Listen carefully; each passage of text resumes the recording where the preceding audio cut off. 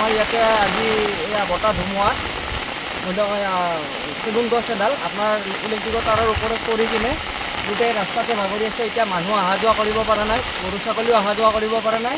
ইয়াতে তাঁৰবিলাখন কাৰেণ্টৰ বিভাগে মানুহে আহি আপোনাৰ কাৰেণ্টৰ তাৰখিনি সাৱধানমতে ঠিক ঠাক কৰি দিয়ে আৰু পোষ্ট এটা বাগৰিছে দেখিছে ইয়াত। আৰু আপোনাৰ লগতে আমি যে জনালোঁ গছডাল যাতে ৰাস্তাৰ মাজৰ পৰা আঁতৰাই তেওঁলোকে ঠাইত কৰি দিয়ে।